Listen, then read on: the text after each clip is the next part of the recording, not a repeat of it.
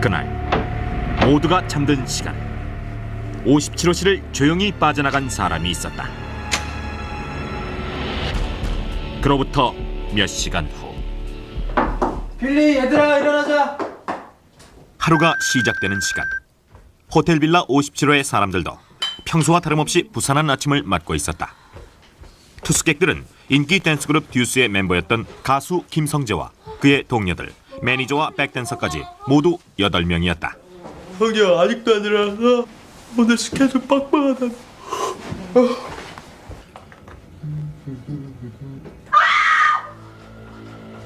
왜 그래?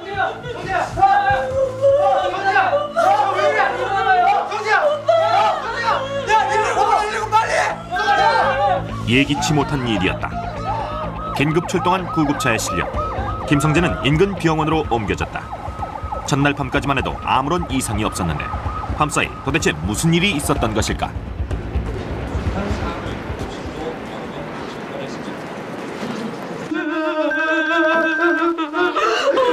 성재야, 성재야,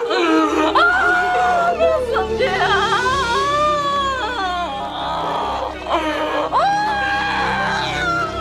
바로 전날 밤 전화통화에서 아들의 생생한 목소리를 들었던 김성재의 어머니는 아들의 죽음이 믿기지 않았다.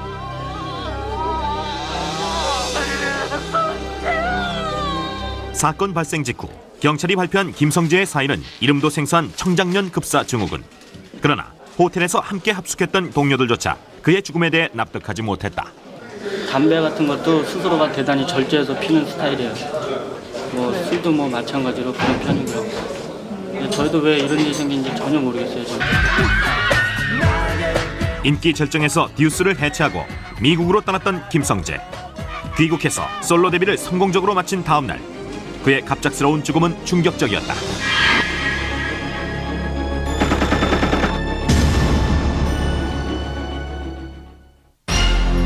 수사 과정에서 사체에 남은 주사바늘 자국과 가수라는 신분 때문에 마약 중독자라는 의혹이 제기됐다. 그런데 정밀 부검 결과 사체에서 검출된 약물은 의외의 것이었다. 두 가지 성분이 검출됐는데요. 틸레타민이라는 것과 졸라제팜이 검출됐습니다. 그래서 사람에게 쓰지 않고 동물의 마취약으로 주로 쓰이고 있습니다. 틸레타민과 졸라제팜은 동물 마취제인 졸레틸의 성분. 부검인은 김성재에게 다량의 졸레틸이 투여됐으며 오른손잡이인 김성재가 오른팔에 28개의 주사바늘 자국을 남기긴 어렵다며 타살 가능성을 제기했다. 이 같은 사실이 언론에 공개된 직후 수사는 급물살을 타게 된다. 오른팔에서는 주사바늘 자국 30개 가량이 발견됐었습니다. 김 씨의 사인을 조사해온 국립과학수사연구소는 오늘 김 씨의 몸에서 동물 마취제의 성분인 틸레타민이 검출됐다고 밝혔습니다. 두 가지 성분이 검출되어 있는데요. 어떻게 이거? 졸라제팜이 검출됐습니다. 틸레타민은 일반적으로 마취약.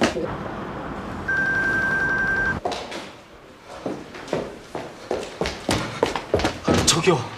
예, 무슨 일로 오셨습니까? 죽은 가수 김성재 말입니다. 방금 뉴스를 봤는데요. 그 약을 사간 사람이 있습니다.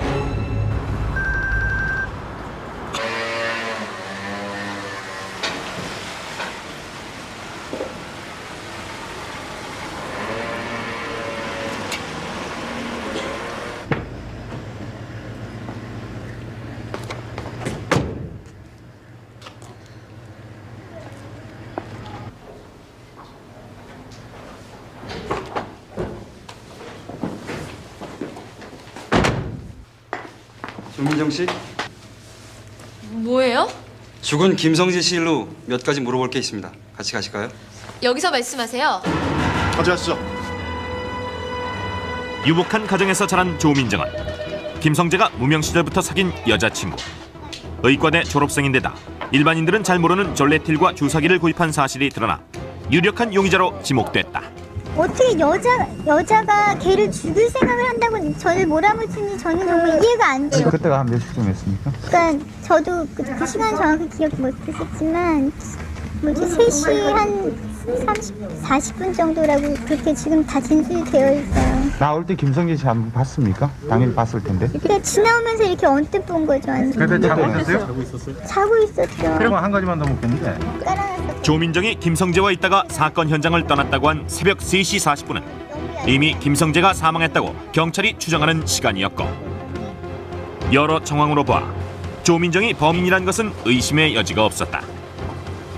그런데 변호인은 어떻게 조민정의 결백을 믿게 됐을까?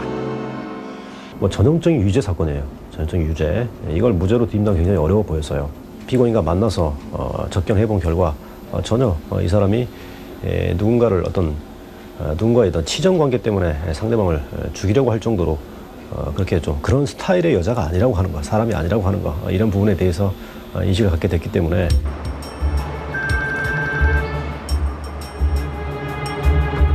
본 사건은 피고인 조민정이 애인인 김성재가 자신과 헤어지려 하는데 불만을 품고 동물 마취제인 졸레틸과 동물 안락사용 황산 마그네슘을 수차례 주사해서 피해자를 살해한 사건입니다. 피고인은 가수 활동 준비차 미국에 간 김성재가 돌아오면 살해하려고 사전에 치밀한 계획을 세웠습니다.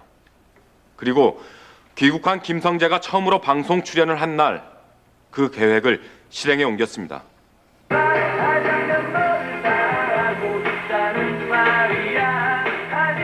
공연을 마치고 피해자와 피고인 조민정, 백댄서 등 일행들은 밤 9시경 호텔에 돌아와 그날 방송을 녹화한 테이프를 보며 시간을 보냈습니다. 오빠 진짜 멋있다. 짱이야 짱.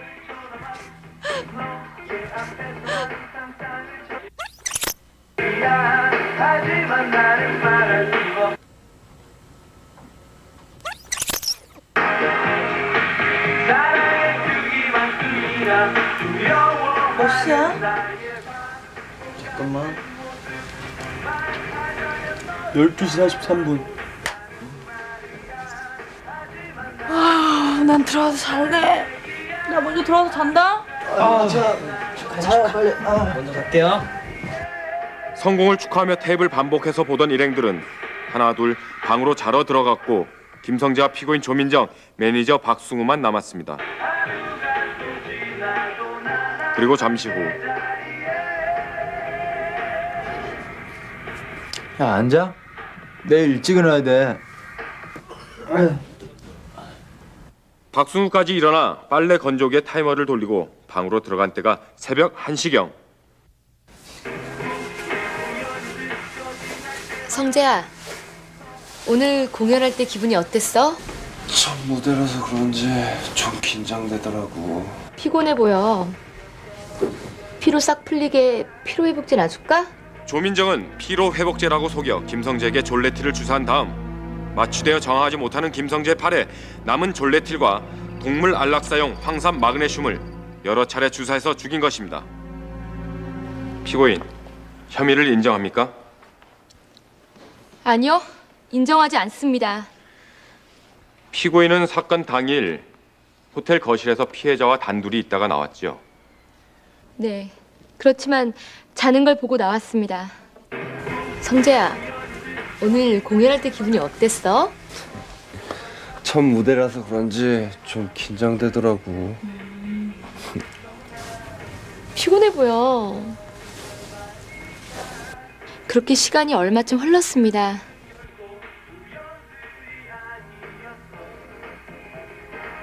성재가 잠든 것 같아 저도 소파에 누웠다 깜빡 잠이 들었습니다.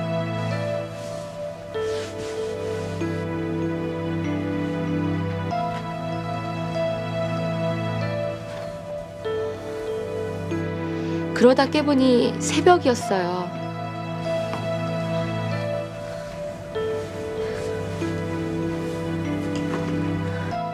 호텔에서 나올 때가 3시 40분쯤 됐고 성재는 자고 있었어요.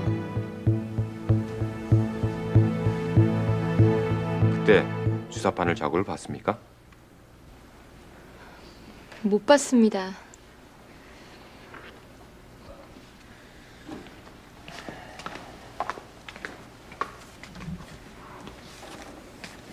보시는 것이 김성재의 오른팔에 남아있던 주사바늘 자국입니다. 출혈 때문에 쉽게 알아볼 수 있습니다. 그런데 피고인은 못 봤단 말이죠. 아, 성재는 그때 긴팔 옷을 입고 있었습니다. 이상하군요. 그날 자기 전까지 녹화한 테이프를 같이 본 사람들은 김성재가 위에는 아무것도 입지 않은 맨몸이었다고 증언했습니다. 아, 중간에 잠깐 화장실에 다녀왔습니다.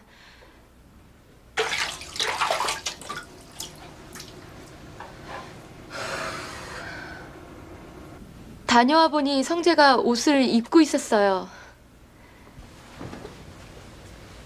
주변에선 김성재가 평소 집이나 숙소에서는 웃옷을 벗고 맨몸으로 지냈다고 말했는데 왜 그날은 긴 소매 옷을 입고 있었을까요?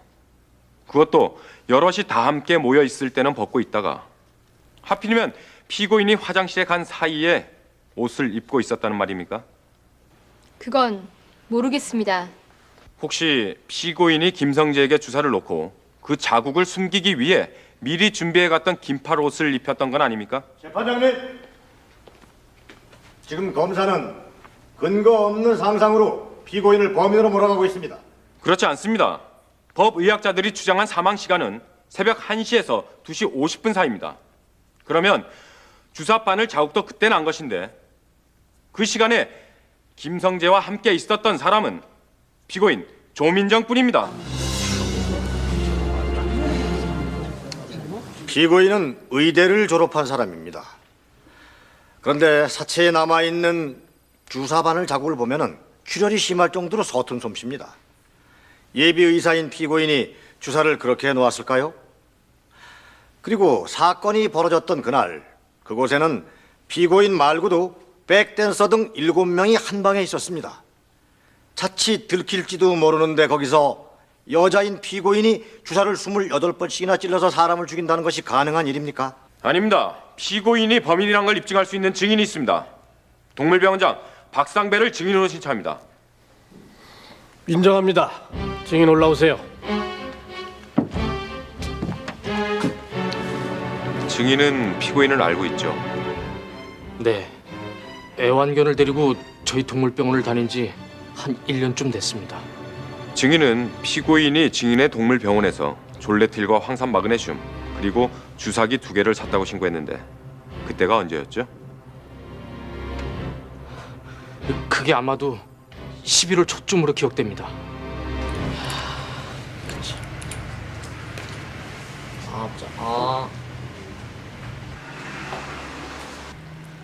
오셨어요?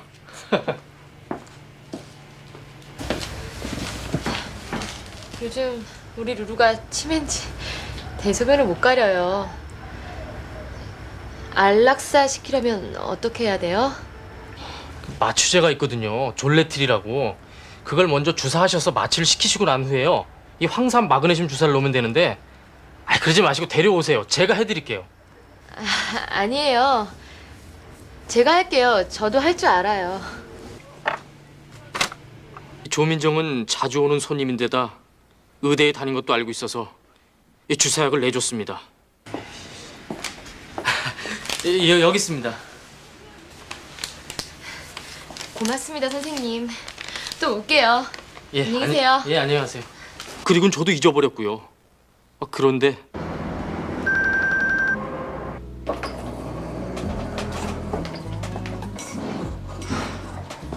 한 달쯤 지나서 이 조민정이 전화로 저를 불러냈습니다. 아니 병원으로 오시죠. 왜 여기서? 저 실은 부탁드릴 게 있어서요. 뭔데요? 지난번에 제가 사간 약하고 주사기요. 혹시 누가 물으면 모른 척 해주세요. 약하고 주사기요? 근데 왜요? 실은 죽은 김성재가 제 남자친구예요. 다들 마약이니 뭐니 떠드는데 제가 그걸 사간 걸 알면 의심받을까 봐 그래요. 그래요 뭐. 졸레티는 마약 성분하고는 틀리니까 걱정 안 하셔도 돼요. 처음엔 이상하게 생각하지 않았습니다. 뭐 그저 난처해질까 봐 그러나 보다 했죠. 그런데 뉴스를 보니까 이 김성재 부검에서 졸레틸 성분이 나왔다는 겁니다. 그래서 곧바로 신고했습니다.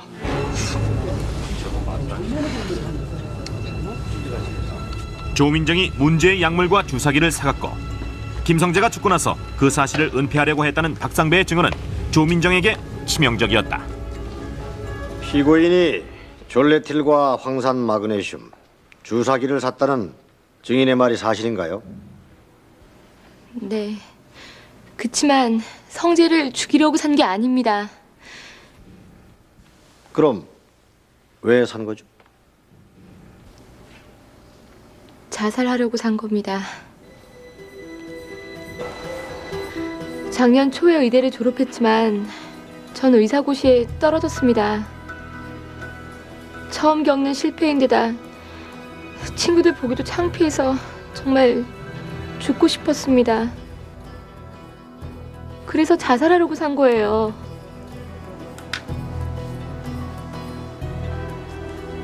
근데 죽는 게 생각만큼 쉽지 않았습니다.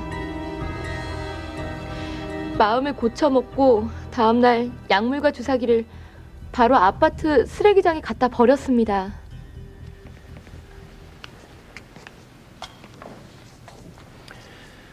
피고인은 언제 의사고시에서 떨어졌습니까? 작년 1월입니다. 1월에 시험에서 떨어졌는데 잘 지내다가 9달이나 지난 11월에 자살을 하려고 한 이유가 뭐죠? 그건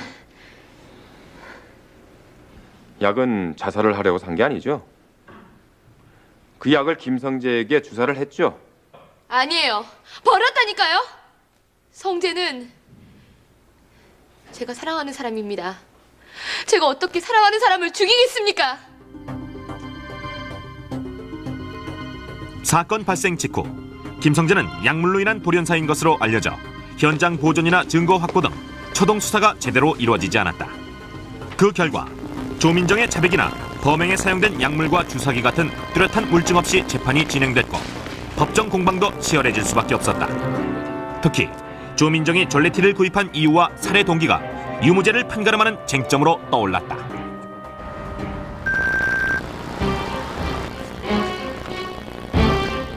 살인에는 반드시 이유가 있습니다. 그렇다면 사건 당일 현장에 있었던 사람들 중에 김성재를 죽일 만한 사람은 누구일까요? 매니저나 백댄서들은 김성재가 잘 될수록 득이 되니까 죽일 이유가 없습니다. 있다면 김성재와 사이가 벌어진 피고인 조민정뿐입니다. 살해 동기와 관련 김성재 매니저 박승우가 검찰 측 증인으로 나섰다. 증인은 죽은 김성재와 어떤 관계입니까? 로드 매니저입니다. 거의 함께 생활하죠. 그럼 두 사람의 관계에 대해서도 잘 알겠군요. 둘 사이는 어땠습니까? 조민정이 성재를 좋아해서 따라다녔지만 성재는 그다지 좋아하지 않았습니다. 오히려 정리하려고 했어요. 왜 헤어지려고 했죠? 민정이가 성재를 너무 숨막히게 했어요. 성재 주변엔 늘 팬들이 있었어요. 근데 민정이는 그걸 못 참았습니다.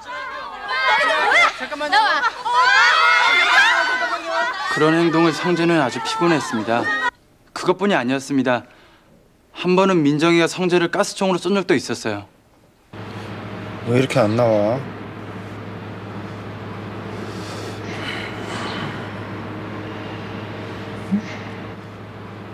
민정이네 집 앞에서 성재를 기다리고 있는데 엉망이 돼서 나왔습니다. 야, 너 왜 이래? 휴지 좀 줘. 어우, 가스 냄새. 무슨 일 있었어? 민정이 그게 나한테 가스총을 쏘잖아. 뭐? 아, 박승우의 증언은 조민정의 살해 동기에 무게를 실어줬다. 둘이 싸우다가 갑자기 민정이가 가스총을 꺼내더니 성재한테 총을 겨누고 넌 죽어야 돼. 성재는 그때 민정이 얼굴에 살기가 있어서 너무 무서웠다고 그랬습니다. 조민정 씨, 정말 가스총을 쏜 사실이 있나요? 있습니다. 하지만 그건 실수였어요. 성재는 그전부터 제게 호신용 가스총을 갖고 다니라고 했습니다. 나 가스총 샀다? 집에 놀러 왔길래 보여줬습니다. 근데 이거 어떻게 쏘는 거야? 이리 줘봐. 꼼짝마! 빵! 장난치다가 그만 가스총이 오발됐습니다. 쳤어? 그걸 나한테 쏘면 어떡해? 미안해, 괜찮아? 정말 실수였는데 성재가 화를 많이 냈어요. 김성재 주변의 증인들은 가스총 사건을 들어서 피고인이 비정상적인 성격이라고 합니다. 하지만 피고인이 가스총을 쏘는 것을 본 사람은 아무도 없습니다. 그런데 왜 이렇게 잘못 알려져 있을까요?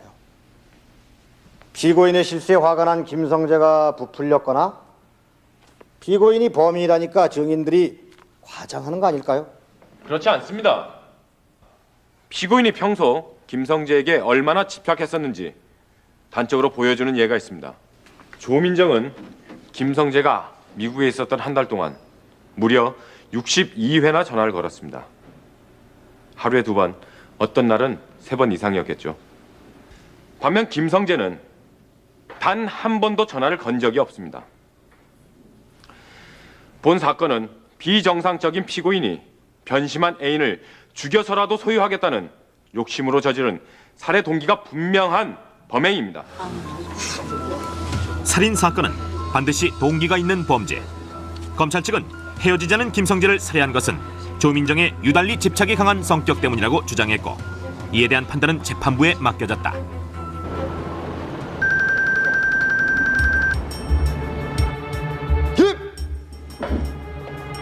세인들의 관심 속에 선고 공판이 시작됐다.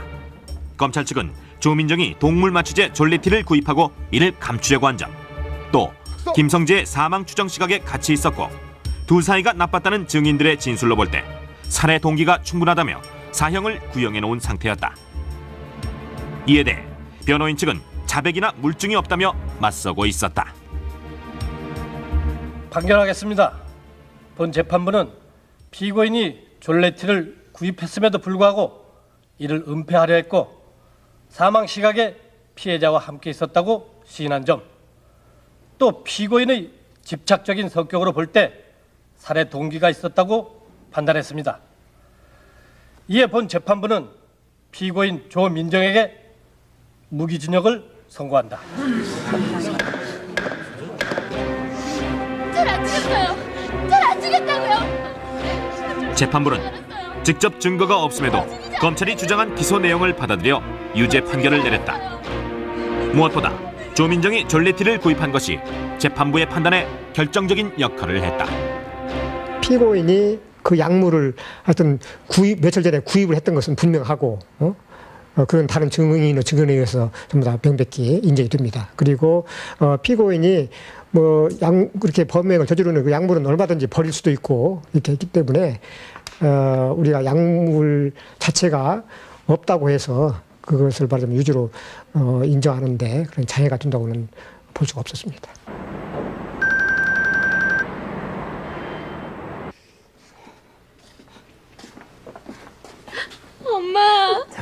엄마, 언정아, 울지 마. 엄마는 널 믿는다. 네가 무죄라는 걸 밝혀낼 수만 있다면 엄마는 뭐든 할 수 있어. 굳게 먹고 있어. 딸의 결백을 확신한 조민정의 부모는 그녀의 구명을 위해 백방으로 뛰어다니는 한편 항소심을 두고 변호인단을 보강했다.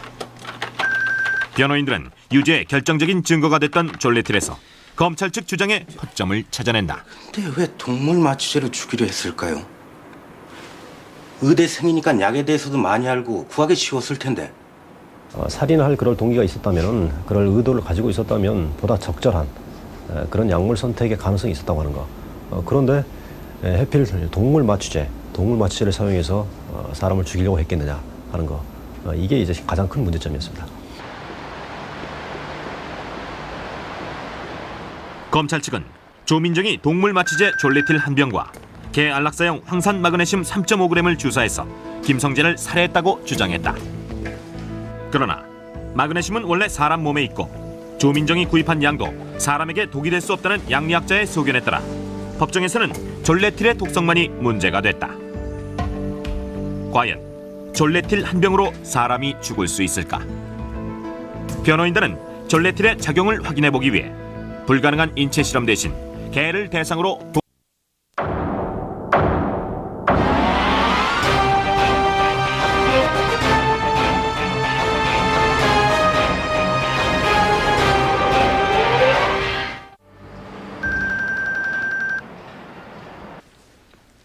피고인이 졸레틸 한 병과 황산 마그네슘 3.5g을 구입한 건 사실입니다.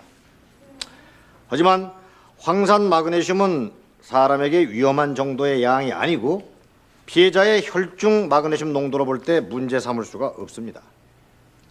문제는 졸레틸인데 피고인이 김성재를 죽이려고 생각을 했다면 졸레틸을 선택하진 않았을 것입니다.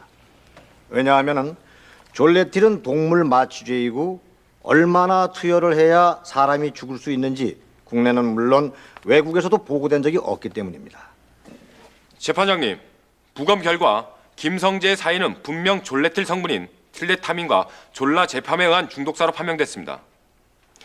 부검이 조남준을 증인 신청합니다. 인체 치사량을 알 수 없다는데 어떻게 틸레타민과 졸라제팜으로 죽었다고 판단했습니까? 틸레타민과 졸라제팜은 PCP와 다이아제팜이란 약에 구조적인 변화를 줘서 만듭니다. 이걸 유도체라고 하는데 약효가 더 강하죠. 그런데 PCP와 다이아제팜은 복용한 사람이 죽은 사례가 있습니다. 그 농도보다 김성재 사체에서 검출된 틸레타민과 졸라제팜의 농도가 더 높았습니다. 다른 사인으로 사망했을 가능성은 없나요? 외상의 흔적이 없어서 약물 외에는 다른 가능성이 없다고 판단했습니다.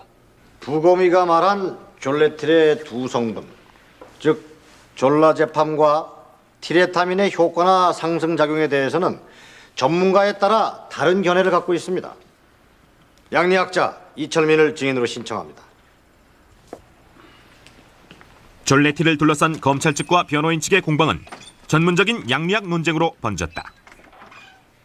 부검 소견서에 기록되어 있는 사체에서 검출된 틸레타민과 졸라제팜의 이 농도로 볼 때 사람이 죽을 수 있습니까? 사체에서 검출된 혈중 농도로 봐서 그럴 수는 없습니다. 또 유도체라고 해서 강하다고만 볼 수가 없거든요. 피고인이 구입한 졸레틸은 그저 한 10kg 정도 되는 이 애완견 한 마리가 마취될 수 있는 양이었습니다.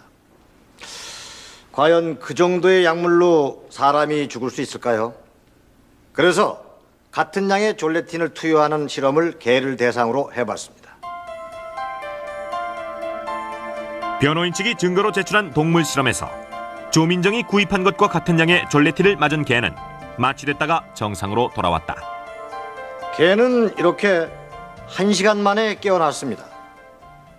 개도 죽지 않는 졸레틸 한 병으로 과연 사람이 죽을 수 있을까요? 1심 재판부가 유죄의 결정적인 증거로 채택했던 졸레틸이 치사량 논란에 휩싸이면서 증거 능력에 손상을 입게 됐다. 검찰과 변호인의 팽팽한 공방 속에 재판부의 고민은 깊어질 수밖에 없었다.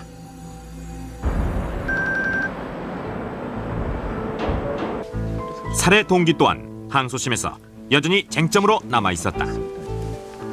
1심 재판부는 사건을 전후해서 두 사람 사이가 악화됐다는 주변 사람들의 증언을 살해 동기로 인정했었다. 그러나 변호인들이 이를 받아들이기에는 명쾌하게 설명되지 않는 정황들이 있었다. 로드 매니저나 백댄서들은 계속 김성재가 조민정 씨를 싫어해서 헤어지려고 했다던데요. 아니에요. 그런 거 아니에요.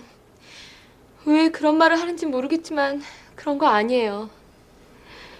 성재는 미국에서 오자마자 가족들보다 절 먼저 만났고요. 제 선물도 사왔다고요. 그럼 그걸 김성재 친구들도 알고 있어요? 알고 있어요. 그런데 왜 그런 말들을 하죠? 다 똘똘 뭉쳐서 나를 이상한 애로 몰고 있어요. 그쪽 말대로라면 전 정신병자라고요.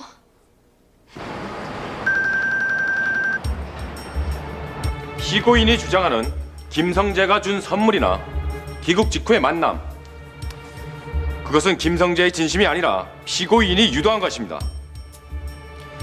김성재와 함께 지냈던 백댄서 빌리를 증인 신청합니다. 김성재가 미국에서 솔로 활동을 준비할 때 알게 된 빌리는 미국에서의 일을 구체적으로 증언했다. 증인은 한국에 오기 전부터 조민정을 알고 있었죠. 네. 형이랑 합숙할 때 조민정이 매일 전화를 해서 저도 몇 번 통화한 적이 있습니다. 왜 증인과 통화를 했죠?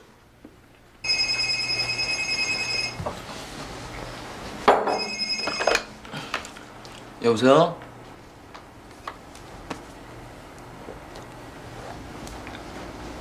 성재형은 조민정이 전화를 하면 없다고 하라면서 자리를 피했습니다. 여보세요? 예? 야, 얘 진짜 사이코야.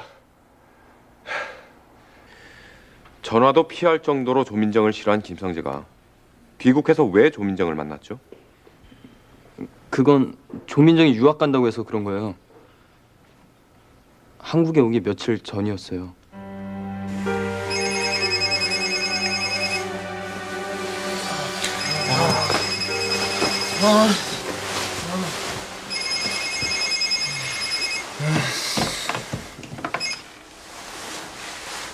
헬로.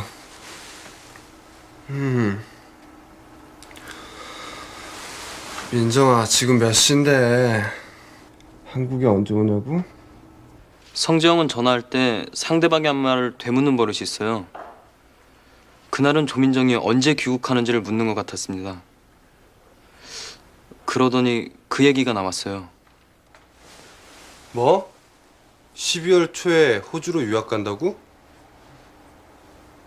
그러니까 그때까지 잘해달라고? 그래, 알았어. 한국에 언제 오냐고? 15일. 그래, 도착하면 전화할게. 그래.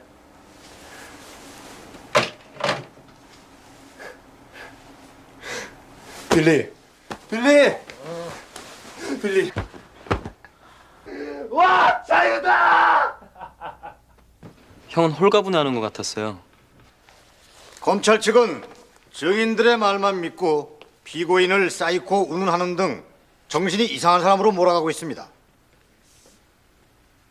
물론 피고인과 김성재가 자주 싸웠던 것은 사실입니다. 화가 난 김성재가 헤어지자고 얘기했을 수도 있겠죠. 하지만 싸우고 나서 헤어지겠다고 큰 소리를 치는 것은 교제하는 남녀 사이에는 아주 흔한 일입니다. 그런다고 사람을 죽인다면 세상에 살아남을 남녀가 얼마나 되겠습니까? 검찰 측의 주장대로 피고인의 성격에 문제가 있는지 본 변호인은 피고인의 정신감정을 요청합니다. 채택합니다. 조민정이 헤어지자는 남자친구를 살해할 정도로 비정상적인 성격인가? 재판부의 결정에 따라 법무부 산하 치료감호소에서 정신감정을 받게 됐다. 민정 씨 컨디션은 좀 어떠세요? 좋아요. 여기가 어딘지 아세요? 형사재판에서 피고인에 대한 정신감정은 보통 한 달 정도의 기간을 정해서 피고인을 병동에 수용하고 주치의가 상담과 관찰, 심리검사를 병행한다. 이를 토대로 감정 판단을 하게 되는데 조민정의 정신감정에는 한 달 이상이 걸렸다. 검찰 측의 주장대로 피고인이 범인이라면 피고인은 병적으로 소유욕과 집착이 강한 사람이어야 합니다. 정말 그런지 조민정의 정신감정이 김성희를 증인으로 신청합니다.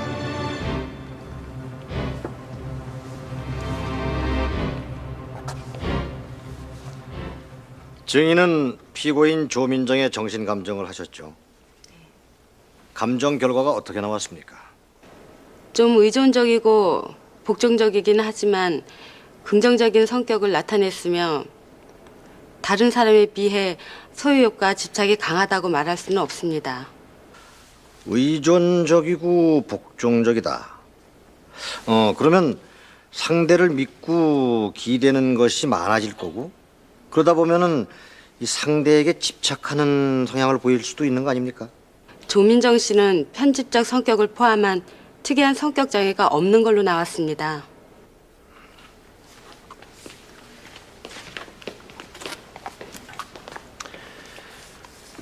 우리는 뉴스에서 홧김에 순간적으로 이성을 잃고 사람을 죽였다는 사람들을 심심치 않게 봅니다. 그런 사람들에게 정신 감정을 받게 하면 모두 문제가 있다고 나옵니까? 꼭 그렇지는 않습니다. 그렇다면 피고인의 정신 감정 결과도 피고인의 모든 행동을 설명해 줄 수는 없는 것이 아닙니까? 완벽하다고 볼 수는 없지만 어느 정도는 가능하다고 봅니다. 피고인 조민정 씨 같은 경우는 감정 결과 특별한 게 나온 것도 없었습니다. 검찰 측의 주장에 반하는 정신감정 결과와 김성재가 미국에서 귀국한 날부터 사건이 발생한 날까지 지속된 두 사람의 관계. 그것은 조민정의 살해 동기마저 모호하게 만들었다. 사망 추정 시각이 새벽 1시에서 2시 50분. 조민정의 무죄를 확신한 변호인들 입장에서 가장 넘기 힘든 난관은 사망 시각이었다. 법의학자들은 김성재가 새벽 1시에서 2시 50분 사이에 사망했다고 추정했다. 그런데 조민정은 3시 40분에 나왔고 김성재는 살아있었다. 조민정이 범인이라면 자기한테 불리하게 김성재가 죽은 다음에 나왔다고 할 리는 없으니까 3시 40분은 맞고, 혹시 이 사망 시간을 잘못 잡은 거 아닐까?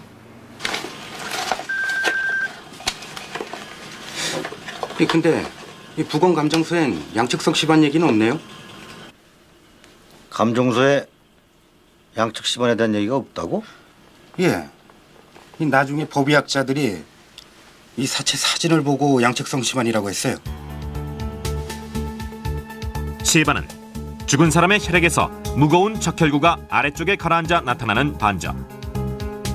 그중에서 양측성 시반은 사망한 뒤 시간이 경과된 사체를 뒤집으면 처음에 생긴 시반 흔적이 남은 채 적혈구 일부가 다시 아래쪽으로 이동해서 사체 양측에 나타나는 시반으로 이를 보고 사망 시각을 추정한다.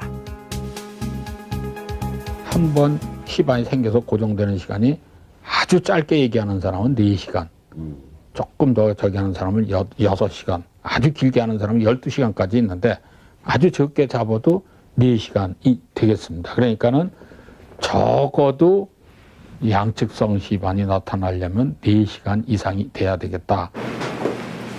수고하십니다. 어떻게 오셨죠? 사체 사진 한번 찍읍시다. 아니 죽은 사람 사진을 왜 찍으려고 그래요? 사람 목숨이 달려있는 문제라 그래요. 안 돼. 유족들을 한번 생각해 보세요. 그리고 우리 마음대로 할 수 있는 일도 아니고요.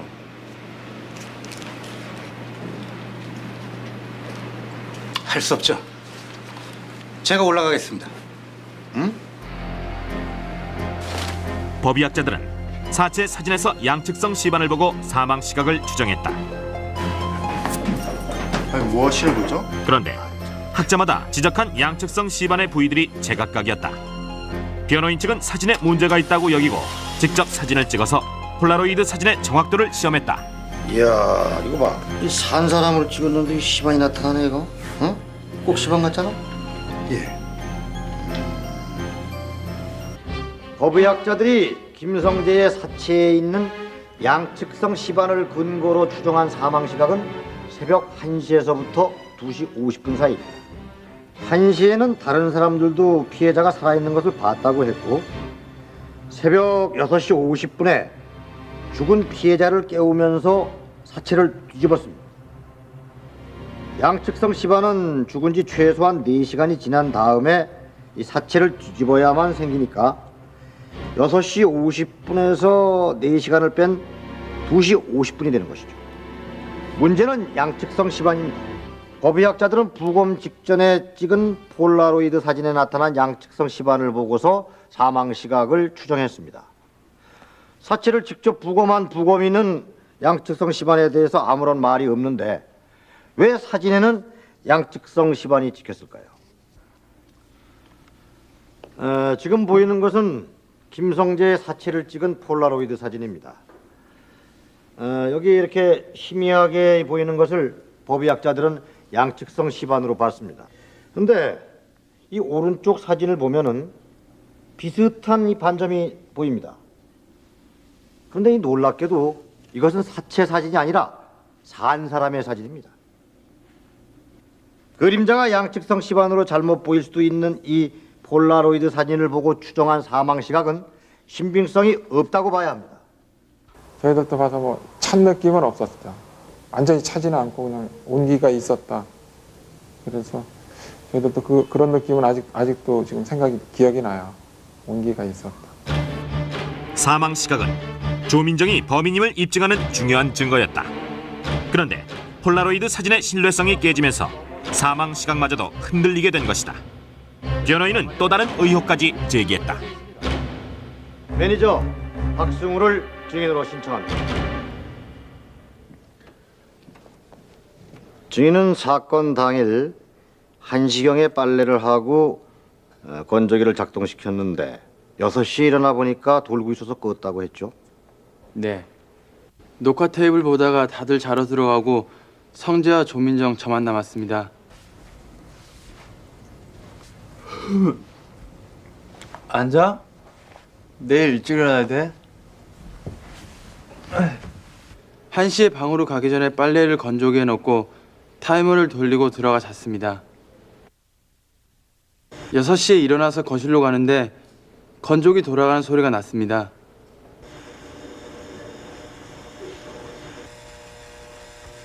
보니까 그때까지 돌고 있더라고요. 이게 왜 아직도 돌고 있지? 그래서 끄고 나왔습니다. 존경하는 재판장님, 박승우의 증언에 유의해 주시기 바랍니다. 그 자동 건조기의 타이머는 132분으로 2시간 12분 후면 자동으로 꺼지게 되어 있습니다. 그런데 박승우는 6시에 일어나 보니 그 건조기가 작동을 하고 있었다고 했습니다. 시간을 역산해 보면은 6시에서 132분을 뺀 3시 48분경에 누군가가 다시 그 건조기를 작동시켰다고 봐야 합니다. 누군가 범행을 하면서 소음을 감추기 위해 타이머를 돌린 것은 아닐까요? 그것이 아니라면 또 하나의 가능성을 생각해 볼 수 있습니다. 박승우가 타이머를 돌린 시간이 1시가 아니라 3시가 훨씬 넘은 시간일지도 모른다는 것입니다. 박승우는 물론 성공에 도취한 모든 멤버들이 녹화 테이블을 보다가 이 시간을 착각한 건 아닐까요? 새벽 1시에 잠이 들었다고 생각을 했지만 실제로는 더 늦은 2, 3시였다든지 말이죠. 다들 그날 밤 녹화 테이프를 서너 시간 반복해서 봤다고 했습니다. 3시 48분에 건조기 타이머를 돌렸든 그날 밤 시간을 착각했든 양쪽 다 피고인이 범인이 아닐 가능성이 생깁니다. 3시 48분에 건조기 타이머를 돌렸다면은 그땐 이미 조민정이가 나간 시간이고 잠든 시간을 착각했다면은 다른 사람들도 깨어 있었기 때문입니다. 이런 의문점들이 해결되지 않는 한 조민정을 범인으로 단정할 수 없다는 것을 본 변호인은 주장하는 바입니다. 변호인 측은 1심 유죄 판결의 증거가 됐던 살해 동기, 전래틸, 사망 시각에 대한 검찰 측 주장을 하나하나 깨뜨리는 동시에 제3의 범인이 있을 가능성까지 제기했다.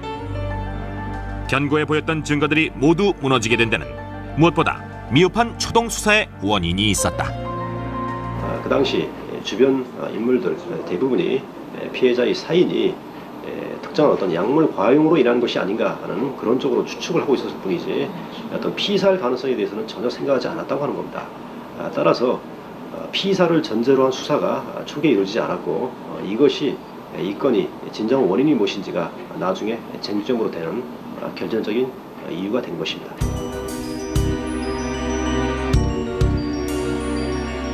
피고인 조민정은 잘못된 집착과 욕심으로 존엄한 인간의 생명을 살해했습니다.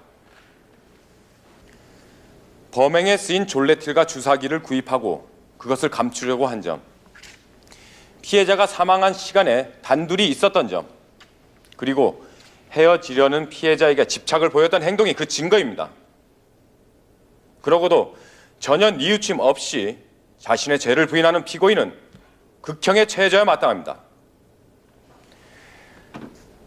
피고인 조민정에게 사형을 선고해 주십시오.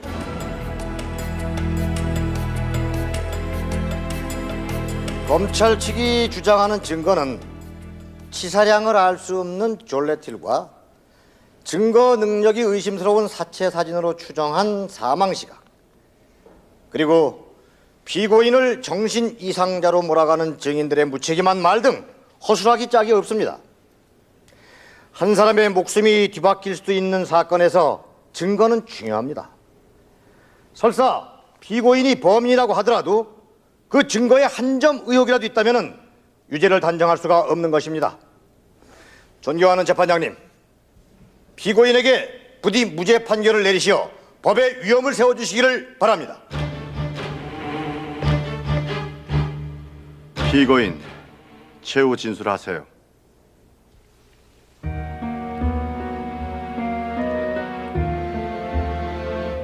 저는 성재를 죽이지 않았습니다. 물론 서로 다툰 적도 많습니다.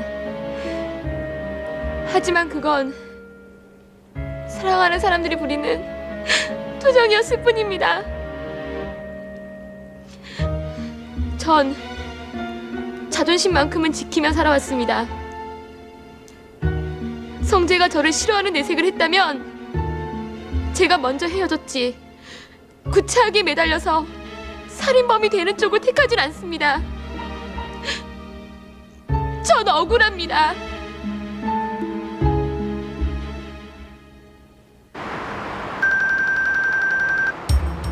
지금부터 피고인 조민정의 살인에 대한 판결을 하겠습니다. 아직 젊은 한 사람의 생명이 걸린 만큼 재판부도 고뇌하지 않을 수가 없었습니다.